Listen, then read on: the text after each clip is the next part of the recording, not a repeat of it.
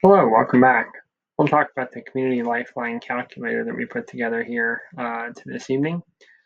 As you likely know, Community Lifelines are a FEMA product, a way to categorize, classify, communicate, organize your disaster impacts, and really what the next steps are. When we looked at that and we looked at the Community Lifeline implementation toolkit from FEMA, great product. One thing that we thought we would add to it, complement it hopefully, is really taking some of the subjectivity out of it.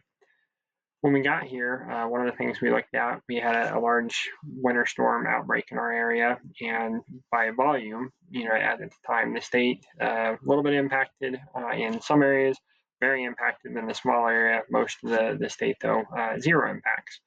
And looking at that and determining what color do you put transportation lifeline, it was mixed. If it was by the community, which as FEMA says is the goal here, very red. If you looked at it kind of in the region, less impacted. If you looked at the state by volume, it was a small enough percentage, probably green.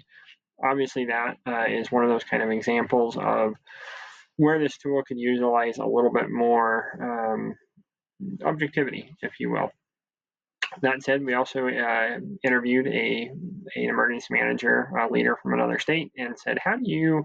What are the categories, or what causes you to change a color?" And his answer was the standardization or the objectivity was that it was him making the decision how he felt every morning.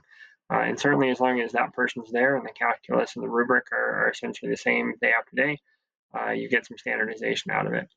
What we were thinking about, though, is how do we add some standardization in your jurisdiction and potentially across a region or state grouping.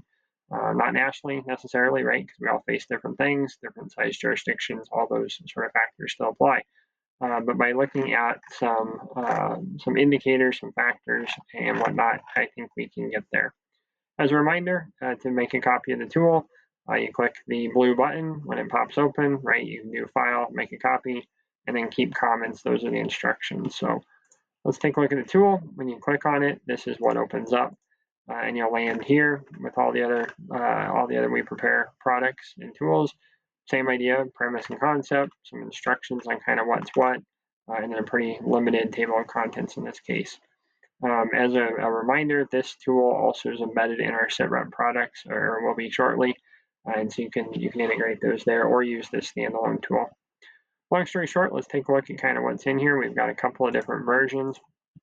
We'll just put in the 75% mode, and a reminder again, anything with that little orange triangle sitting in the corner is a instruction. If you need it, you kind of hover over it, and it'll drop down and tell you what's what. You can hit show more, and you get the whole kind of either explanation or instruction. So as you take a look at these, and you kind of say these are the 8 lifelines, and we want to know kind of what's what. Each lifeline is made up of subcomponents. In this case, safety and security is made up of law enforcement, fire, search and rescue, government, and community, hazmat, right, facilities, and the hazmat thing. As you come down here to kind of the guts of the tool, this is really where you're putting in that objectivity. So historically, right, we've had these subcomponents, law enforcement, or components rather, law enforcement, and then there's subcomponents that are how do you kind of look at law enforcement in more granular detail. The thing that we've added that we think may be useful is the indicator component here. And so we've put together a library of indicators that you can customize, write over, change, whatever it may be. And so when you look down here, let's say law enforcement, these indicators, jail and detention facilities, let's say you've got kind of a trigger point that says this is a big deal, it's 90%. Or you can write your own. You can make up whatever you want. All the police cars, if they have all 3 out of 4 flat tires, whatever your indicators are, you can write them. You can use the ones we put together. The indicators are kind of custom fields. We put those in. You can make them whatever you want to be. The little things that say sub are the national standardized sub components. So in safety and security, LE, site security, police stations, and correctional facilities are the kind of official subs. So with that said, you can go through here, write your own indicators. You can utilize the ones we put together. It doesn't really matter. Just make sure they're relevant and applicable to your jurisdiction.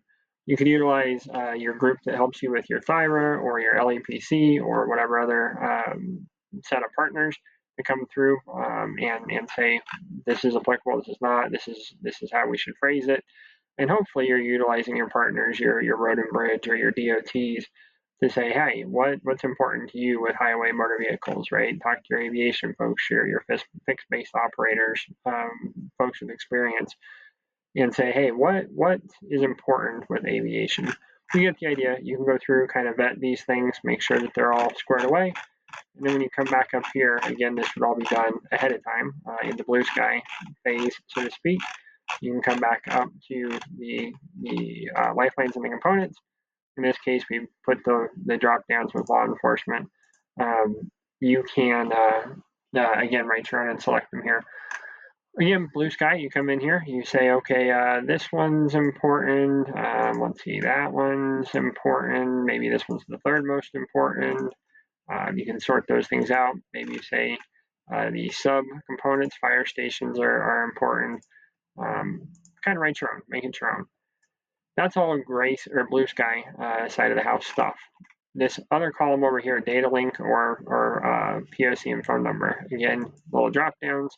As you can see there, we might put in a link to the 511 map or app or data feed that tells us when roads close. We may put in a POC, a duty officer, or a 24/7 chief who can help us tell if there's insufficient discipline resources. To get really this column filled out, you might even come in here and rank them. Say that, yeah, that one's not really a huge deal. That one's kind of a middle deal. That one's kind of a sort of big deal. And so it gives you a sense of which ones to pay particular attention to. So that's the blue sky side of the house.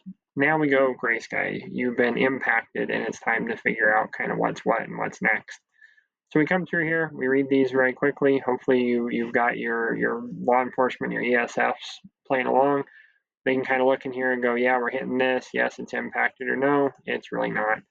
You can put in when you've updated this. You can put in who updated it, whether it's your subject matter expert or somebody in the EOC staff. Give it a yes, no, yes, no, yes, no, what's applicable there. And as you look through and you go, boy, we've got half of them are impacted, some of them are important. Let's say that's going to tell us to go to yellow, right? Impacted. And as a reminder, with the little matrix here, these are helping you figure out. So has the solution to the disruption been identified? Has it been converted, et cetera, et cetera?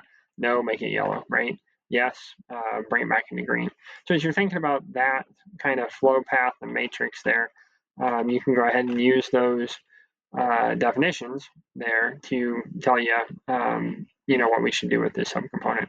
Anyhow, you can also then spell out what are some of those things from the FEMA toolkit, what's impacted. Lots of officers are personally impacted in our disaster. Next steps, we're going to request some mutual aid. We're going to get 5 officers, and we think that'll be about 8 hours. If these icons ever slide off, you can just simply drag them back on there and clean that up. Oop, you get the idea there. And again, all the stuff, just like all the other tools, are A equals A logic and drag and drop kind of stuff. So long story short, you go through, you grade them, you rank them. We'll fix those two in a minute. If you decide you don't want to do all the subcomponents, all the same indicators are loaded. You can see they're just sort of broken out: safety and security, law enforcement, fire. So you can come through here, kind of write your indicators, again, utilizing the drop downs, or if you are so inclined, right, you can come down here to the bottom and rewrite those same indicators. Same idea there. You go through, you fill out the stuff. If you don't like on either one of the tools, right, the grading, the weighting, you can change those. If it's impact or not, you can change those, and that'll change the drop down. Long story short, once you're done, these all print to PDF. Here's some screenshots of those PDFs. A little bit of a snapshot, a little bit of a sit rep, telling why something is impacted in a little bit more detail. As you go through, that was the flow chart, right, that's helping explain how and why you changed components, subcomponents, or lifelines to whatever color. And again, some of these work pretty good as posters, right? In an EOC, you can print these in the plotter size and post them around. There's sort of a quick high-level dashboard, right, that includes the color changing subcomponents. And as a reminder, when you change the subcomponents down here, let's make law enforcement red. Law enforcement changes to red up there. As we go through these things, you can kind of see the other parts. A bit of a sit rep style document that you can print out. That's the whole toolkit. It also, you can print off onesie, twosie. So if you just want to see the safety and security lifeline or whatever else, you can kind of filter and print that sort of thing. These are all the indicators. So if you're looking to send this out as read ahead, folks can write on them, pen and ink, send you changes to get the lifeline, the indicators customized up. All that said, we appreciate you joining us. Hopefully you find this useful, or at least get your creative juices going on how you bring more objectivity and standardization to your Lifeline project. Thanks for joining us. Take care. We'll see you next time. Be safe.